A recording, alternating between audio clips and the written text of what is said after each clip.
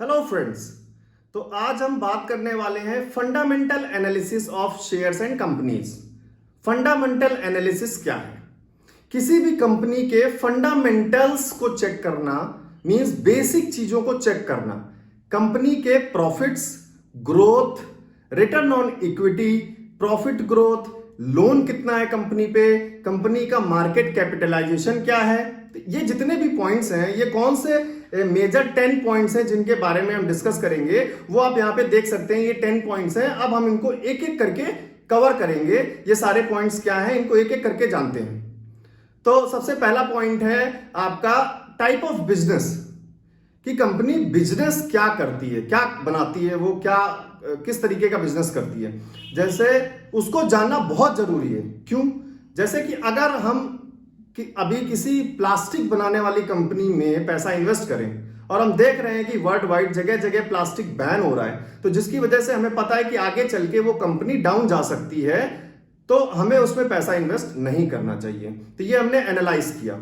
दूसरा एग्जांपल लें, जैसे आर्टिफिशियल इंटेलिजेंस, जो न्यू टेक्नोलॉजी आजकल मार्केट में आ रही है, लोग यूज कर रहे हैं, उस पर काम चल रहा है, तो वो उसकी जो कंपनीज हैं उनके आने वाले फ्यूचर अच्छे हैं, क्योंकि वो टेक्नोलॉजी फ्यूचर में बहुत ही वाइड रेंज में आने वाली है। तो ये हमने बिजनेस टाइप को समझा। दूसरा जो पॉइंट है हमारा, वो है मार्केट कैपिटलाइजेशन। मतलब किसी कंपनी के पास मार्केट में कितना कैपिटल है, उसकी नेट वर्थ कितनी है, वो कंपनी कितने वैल्यू के बराबर है। तो मार्केट कैपिटलाइजेशन को 3 बड़े पार्ट्स में डिवाइड किया गया है। सबसे पहले स्मॉल कैपिटलाइजेशन, मतलब जिन कंपनीज का कैपिटल 5,000 करोड़ से कम है। दूसरा मीडियम कैपिटलाइजेशन, जिन कंपनीज का कैपिटल 5,000 करोड़ से 20,000 करोड़ के बीच में है। और जो सबसे बड़ी कंपनीज हैं, जैसे लार्ज कैप कंपनीज हैं, लार्ज कैपिटलाइजेशन वाली कंपनीज हैं, जिनका कैपिटल 20,000 करोड़ से भी ज्यादा है। तो मार्केट कैपिटल आप समझ गए, कंपनी की नेट वर्थ, कंपनी के पास नेट वैल्यू। अगर वो कंपनी आज कभी बिकेगी तो उस कंपनी जो खरीदेगा उस कंपनी का कितना पैसा देना पड़ेगा, वो उसकी नेटवर्थ, नेट कैपिटल है। तीसरा पॉइंट जो था वो हमारा था प्रॉफिट ग्रोथ। मतलब कंपनी ईयर टू ईयर, कि पिछले 2017 में, फिर 18 में, फिर 19 में, फिर 20 में और अब 2021 में कंपनी ने प्रॉफिट कितना बनाया। कि पहले मान लेते हैं कि 5 करोड़, फिर 10 करोड़, फिर 15 करोड़, फिर 18 करोड़, फिर 20 करोड़। तो इससे हमको दिख रहा है कि प्रॉफिट लगातार ऊपर बढ़ रहा है, तो कंपनी की ग्रोथ अच्छी हो रही है। तो ये कंपनी के लिए एक प्लस पॉइंट है। अगर वहीं किसी कंपनी का प्रॉफिट बार हर साल ईयर टू ईयर गिरता जा रहा है, तो कंपनी की ग्रोथ लॉस में जा रही है, और ये हमारे लिए प्लस पॉइंट नहीं है कंपनी को रिकमेंड करने के लिए या अपनी शेयर लिस्ट बाय लिस्ट में डालने के लिए। अगला जो पॉइंट है वो है डेट मींस लोन। कंपनी के ऊपर लोन कितना है। क्या ऐसा तो नहीं है कि वो 5,000 करोड़ की कंपनी है जिसको लोन ही 8,000 करोड़ देना है या 6,000 करोड़ देना है। तो वो कंपनी के लिए एक माइनस पॉइंट है कि अगर उसका लोन जो अमाउंट है, जो उसने लोन ले रखा है जगह जगह से, वो उसकी मार्केट कैपिटलाइजेशन से भी ज्यादा है। तो हमें क्या देखना है कि कंपनी का जो लोन है वो उसकी मार्केट कैप से कम होना चाहिए। जितना ज्यादा लोन कम होगा वो उतनी ज्यादा अच्छी बात है उस कंपनी के लिए। और अगर लोन फ्री है, डेट फ्री कंपनी है, तो उससे बढ़िया बात कोई और है नहीं। अगली चीज हम देखते हैं ROE, रिटर्न ऑन इक्विटी। मतलब पिछले ईयर टू ईयर जो लोगों ने इक्विटी मींस शेयर्स, तो शेयर्स पे पैसा लगाया है, उन पे उन्हें कितना रिटर्न मिला है। तो अभी ये सारे 10 पॉइंट्स डिस्कस करने के बाद हम देखेंगे कुछ कंपनीज का रिटर्न ऑन इक्विटी। फिर अगला पॉइंट है रिटर्न ऑन कैपिटल एम्प्लॉयमेंट। मतलब रिटर्न ऑन इक्विटी में हम इक्विटी का रिटर्न देख रहे थे कि शेयर्स पे कितना रिटर्न मिल रहा है। इसमें जो हम देख रहे हैं, जो 6th पॉइंट है, उसमें कैपिटल के ऊपर जिन्होंने पैसा इन्वेस्ट किया है, रिटर्न ऑन कैपिटल इन्वेस्टमेंट कितना है। फिर अगला पॉइंट है cash flow, free cash flow. तो कैश सभी लोग जानते हैं, cash means hard money, hard cash किस कंपनी के पास कितना है। ये कहां यूज आ सकता है, क्यों इंपॉर्टेंट है, क्योंकि अगर कंपनी को कभी भी एक लॉस होता है तो वो कंपनी इस कैश को यूज करके अपने लॉस को रिकवर कर सकती है। अगर कंपनी के पास कैश फ्लो कम है तो अगर कभी लॉस हो जाता है तो वो अपनी लॉस को रिकवर नहीं कर पाएगी। अगला जो पॉइंट है वो है प्रोमोटर्स होल्डिंग। मींस प्रोमोटर्स कौन होते हैं? प्रोमोटर्स वो होते हैं जिन्होंने उस कंपनी को बनाया है। मींस कंपनी के हाई लेवल के authorities, directors and board of members. तो प्रोमोटर्स होल्डिंग क्या कि प्रोमोटर्स जो है उस कंपनी के, जो ओनर्स हैं, जो जिन्होंने कंपनी बनाई है, उनके शेयर्स उनके पास कितने हैं कंपनी के। अगर उनके पास बहुत कम शेयर्स हैं, बाकी सारे शेयर्स पब्लिक को बांट रखे हैं, तो ये एक नेगेटिव पॉइंट है, क्योंकि अगर शेयर गिरता भी है तो प्रोमोटर्स को कोई फर्क नहीं पड़ता। वहीं पे अगर प्रोमोटर्स के पास 50% से ज्यादा शेयर्स हैं तो शेयर का प्राइस गिरने पर प्रोमोटर्स को फर्क पड़ेगा। तो हमें क्या देखना है कि प्रोमोटर्स होल्डिंग 45-50% से ऊपर होना चाहिए। अगला जो पॉइंट है हमारा वो है 9th point, P E ratio. P E ratio क्या है? प्राइस पर अर्निंग रेशियो। रेशियो आपको पता है, न्यूमरेटर अपॉन डिनोमिनेटर। तो मींस अगर हम प्राइस को और अर्निंग को देखें, मतलब इसका छोटा सा कॉन्सेप्ट ये है कि हमको किसी कंपनी में 1 रुपए कमाने के लिए कितने रुपए इन्वेस्ट करने पड़ रहे हैं।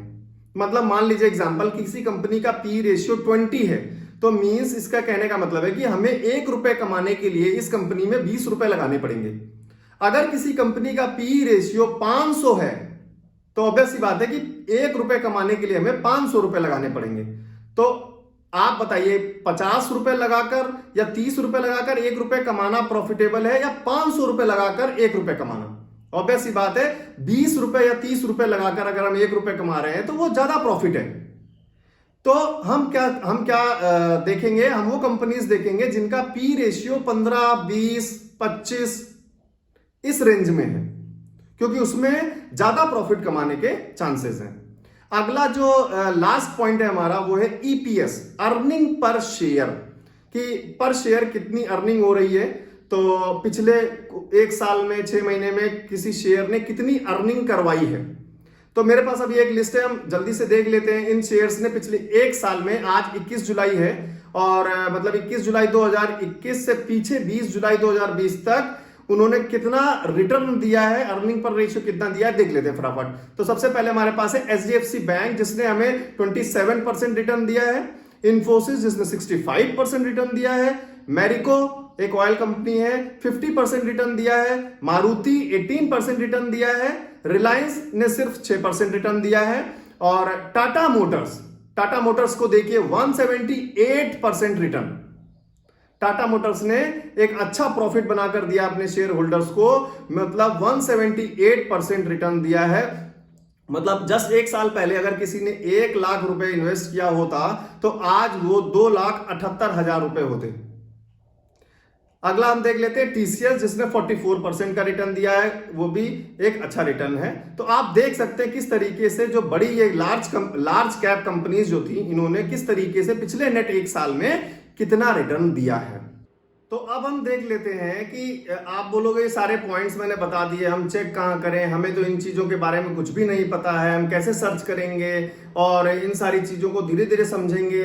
बैलेंस शीट क्या है, कैसे हम किसी कंपनी की बैलेंस शीट देखें जिसमें हमें ये सारी चीज़ें पता चल सकें कि उन्होंने प्रॉफिट क्या किया, क्या नहीं किया।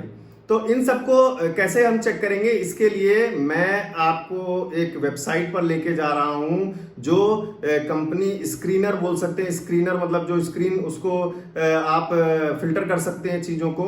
और अब हम थोड़ी देर में ही स्क्रीन पे चलेंगे अपने, और मैं अपनी स्क्रीन पे आपको ले चलता हूं लैपटॉप पे, और आपको दिखाता हूं कैसे हम इन सारी चीज़ों को फिल्टर कर सकते हैं, कैसे किसी कंपनी की इन सारी चीज़ों को देख सकते हैं। सबसे पहले हम अपने ब्राउज़र की होम स्क्रीन पर आ गए हैं, और अब हम यहाँ पे लिखेंगे टिकर टेप, TICKERTAPE।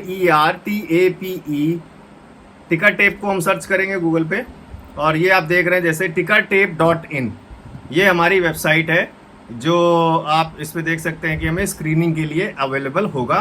तो इसको हम क्लिक कर लेते हैं।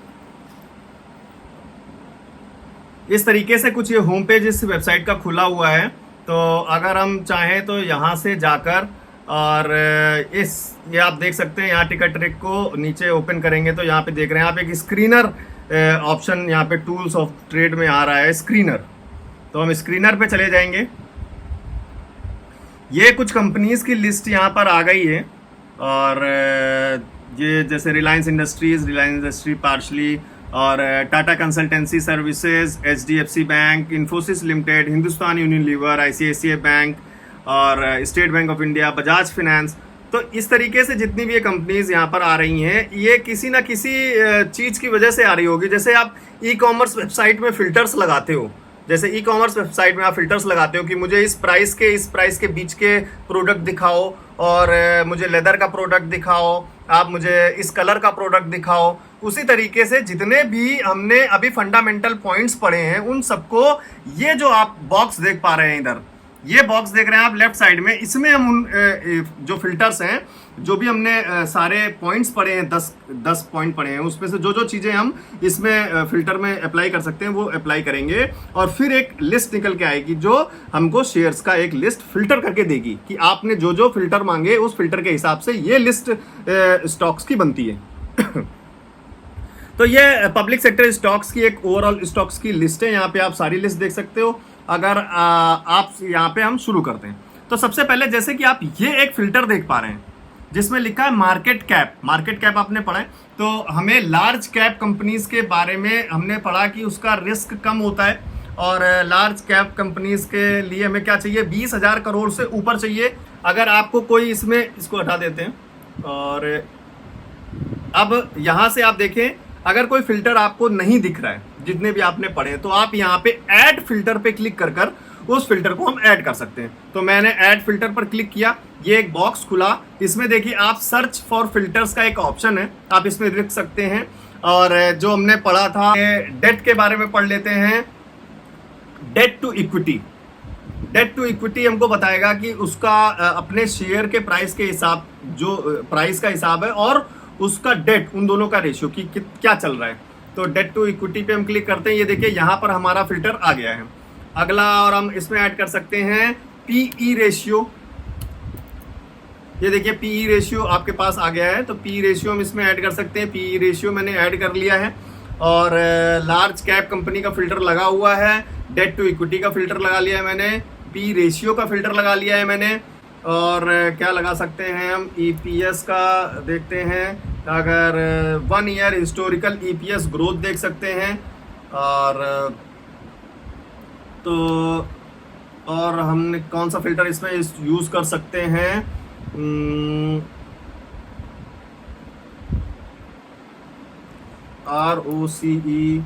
ROCE हमने पढ़ा था, वो हम RO return on capital employed, इसको भी लगा सकते हैं। इस फिल्टर को हमने लगा लिया है। तो अब हम जरा फिल्टर्स को एक बार चेक करते हैं कौन से किस में क्या हमको दिख रहा है। जैसे आप यहाँ देखिए, जो जो फिल्टर आपने लगाए हैं वो यहाँ पे दिख रहे हैं। ये आपको सब सेक्टर दिख रहा है कि कंपनीज किस सेक्टर में काम करती हैं। जैसे रिलायंस ऑयल एंड गैस, और Tata consultancy service, IT services में HDFC एक प्राइवेट बैंक है। तो ये आप सेक्टर्स देख सकते हैं, मतलब टाइप ऑफ बिजनेस देख सकते हैं। और ये इसका मार्केट कैप आ गया है, मार्केट कैपिटलाइजेशन इसका कितना है, ये करोड़ में है, ठीक है। और डेट टू इक्विटी इसका कितना है, तो और पी रेशियो कितना है। जैसे पी रेशियो हमने देखा था कि 15, 20, 25 के रेंज में आसपास रहना चाहिए। अभी मैं सारा डाटा दिखा रहा हूँ, फिर मैं फिल्टर लगाऊंगा तो आप देख सकते हैं कि हमारे पास क्या बचता है। तो चलिए आप फिल्टर लगा लेते हैं। तो सबसे पहले डेट टू इक्विटी पे जाते हैं हम, और डेट टू इक्विटी हमारा क्या होना चाहिए, लो होना चाहिए। मींस लोन जो है इक्विटी के मुकाबले कम होना चाहिए। तो हम लो पे क्लिक कर देंगे, ये लो के फिल्टर हो गए। अब ये हो गया है। अब दूसरा जो हमारा पी रेशियो था, वो हमने क्या देखा था कि लो होना चाहिए, ज्यादा लो भी नहीं होना चाहिए और ज्यादा बहुत हाई भी नहीं होना चाहिए। तो हम इसको क्या सेलेक्ट कर लेंगे, हम इसको मीडियम सेलेक्ट कर लेंगे। तो ये देखिए मीडियम हमने सेलेक्ट किया, ये अपने आप 20 से ये 20 से लेके 45 तक की रेंज सेट हो गई है, और इधर शेयर्स फिल्टर होते चले जा रहे हैं। अगला देखते हैं, मैंने हटा दिया है ग्रोथ वाला, रिमूव पे क्लिक हो गया, कोई बात नहीं। अब मैं ROCE देख लेता हूं कि रिटर्न ऑन कैपिटल इन्वेस्टमेंट, तो ये हमारा हाई होना चाहिए, रिटर्न हमारा हाई होना चाहिए। तो हम ये हाई पे क्लिक कर लेंगे। और हम एक फिल्टर जो हमसे रिमूव हो गया था, वो था हमारा रिटर्न ऑन EPS था शायद, हाँ, 1 ईयर 5 ईयर का हिस्टोरिकल ग्रोथ देख सकते हैं या फिर 1 ईयर का देख सकते हैं। पहले हम एक बार 1 ईयर का ग्रोथ देख लें। तो 1 ईयर मैंने यहाँ सेलेक्ट कर लिया है, यहाँ पे हमारा आ गया होगा, ये आ गया है हमारा फिल्टर। अब मैं इस फिल्टर पे जाऊंगा और इसकी कि रिटर्न हमको हाई चाहिए तो हम हाई रिटर्न लगा लेंगे। ये रहा हमारा, ये सारे फिल्टर हमारे यूज करके एक हमारे पास लिस्ट आ गई है कंपनीज की जिन्होंने हमारे फिल्टर के हिसाब से सारे काम, पिछले 1 साल का ग्रोथ देख लिया हमने और ये एक साल का ग्रोथ हमने हाई लगा दिया है। ROC हमने सबसे हाई रखा है, रिटर्न हम जितने हैं वो हाई एक्सपेक्ट करते हैं और PE रेशियो हमने लगा दिया है 20 से 45 के बीच का, मतलब मीडियम लगा दिया है, ना ज़्यादा हाई ना ज़्यादा कम। और डेट टू इक्विटी हमको बिल्कुल नहीं चाहिए कि लोन बिल्कुल नहीं होना चाहिए, तो रिस्क बिल्कुल नहीं होगा, तो हमने इसे बिल्कुल लो कर दिया है।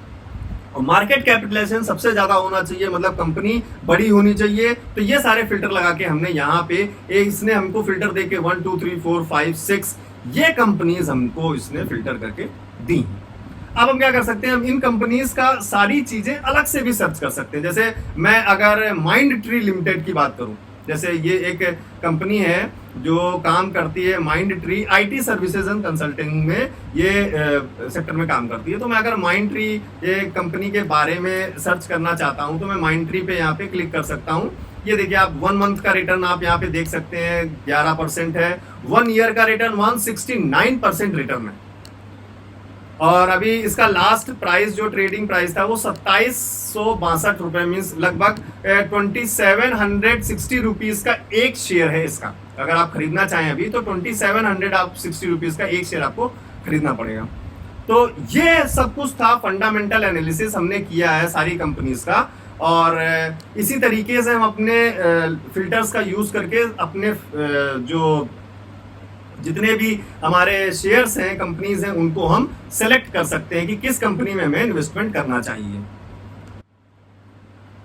तो जैसा कि आपने देखा, आज हमने फंडामेंटल एनालिसिस के बारे में सीखा है कि कैसे कंपनी इन्वेस्टमेंट, लॉन्ग इन्वेस्टमेंट मतलब 2 साल 3 साल 4 साल 5 साल के लिए पैसा किसी कंपनी में इन्वेस्ट करना चाहते हैं हम, तो किस कंपनी में करना चाहिए, क्या क्या फैक्टर्स देखने चाहिए, वो सारे हमने सीखे और उनको एक स्क्रीनर tickertape.com की वेबसाइट के थ्रू हमने फिल्टर किए और कुछ कंपनीज की लिस्ट निकाली।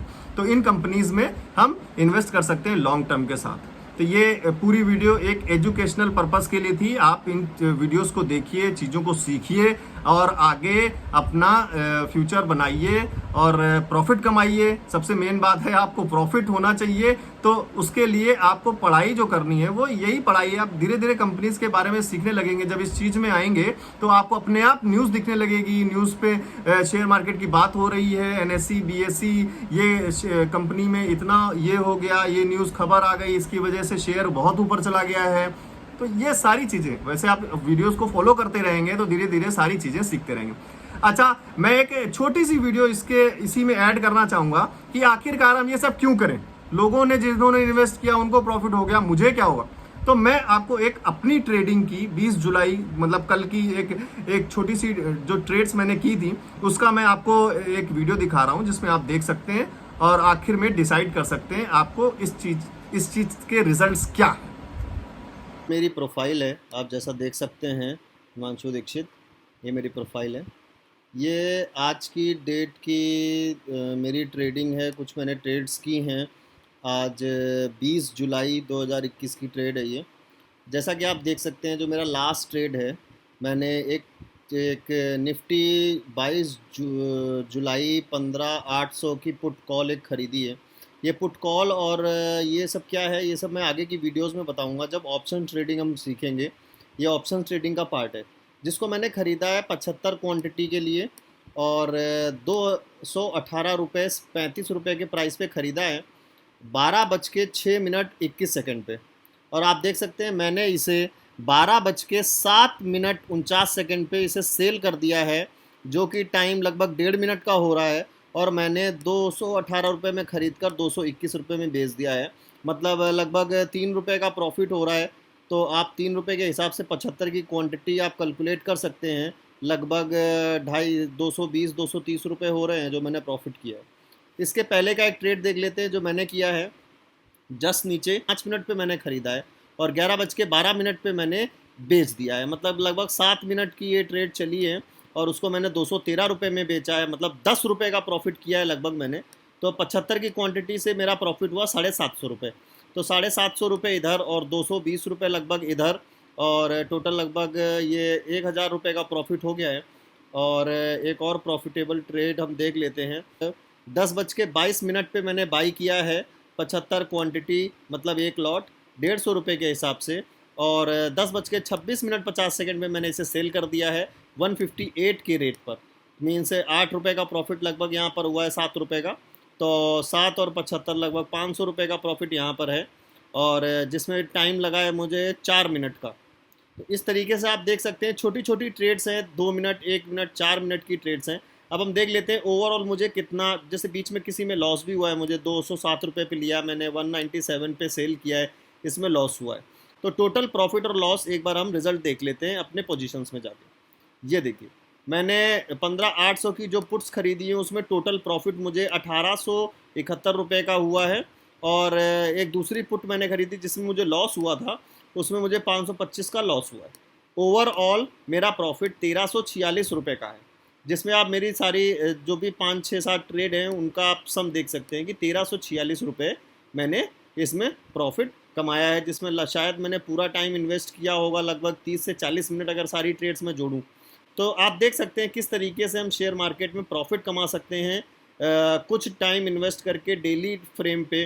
तो डेली अगर हम कैसे इन चीज़ों को कैसे करते हैं, यहाँ तक कैसे पहुँचे हम, ये अकाउंट कैसे बना है और ये चीज़ें क्या हैं, अगर हम रेगुलर सारी वीडियोस को आप फॉलो करते रहेंगे तो आप भी एक दिन इस स्टेज पे पहुंच जाएंगे जब आप डेली लगभग 1000 से 2000 रुपये, 5000 रुपये, 10,000 रुपये प्रॉफिट कमा सकते हैं। तो जैसा कि आप लोगों ने वीडियो देखी, ये बीच में जो मेरी ट्रेड्स थी उसमें मैं लगभग 30-40 मिनट का टाइम फ्रेम देके या 1 घंटे का टाइम जो स्लॉट्स डिफर करके मैंने लगभग 1300 का प्रॉफिट बुक किया है। तो यही आपका भी आने वाला फ्यूचर है। अगर आप वीडियोस को फॉलो करते रहेंगे, चीज़ों को सीखते रहेंगे अच्छे से, तो आने वाला फ्यूचर आपका भी यही प्लस ग्रीन मीन्स प्रॉफिट में आपका बदल सकता है, जो कि मुझे नहीं लगता कि किसी को पसंद नहीं होगा, सबको पसंद होगा प्रॉफिट। तो ऑब्वियस सी बात है। तो वीडियोस को लाइक करते रहिए और लोगों को शेयर करिए, जो आप चाहते हैं कि आपके लोग, आपके फ्रेंड्स, फैमिली जो इन चीज़ों को सीखें और उनके लिए बेनिफिशियल हो सकता है, तो उनके साथ शेयर कीजिए।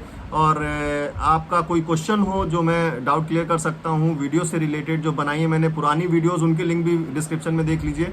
और जो भी आपके क्वेरीज हैं आप कमेंट करिए, आई विल रिप्लाई। या आप कोई क्वेश्चन है जिस पे नेक्स्ट वीडियो चाहते हैं तो मैं उस पर नेक्स्ट वीडियो भी बनाकर दे सकता हूँ। Thank you so much guys आपके सपोर्ट के लिए, और आई होप कि आप इसी तरह आगे मेरी वीडियोस को फॉलो करते रहें और नॉलेज गेन करते रहें। Thank you very much. So wait for my next video, जिसमें हम और एक स्टेप आगे बढ़ेंगे कि आखिरकार और कंपनीज को कैसे देखें, फिर ये फंडामेंटल एनालिसिस था, फिर टेक्निकल एनालिसिस कैसे करें। तो आगे वो वीडियोस आती रहेंगी। Thank you.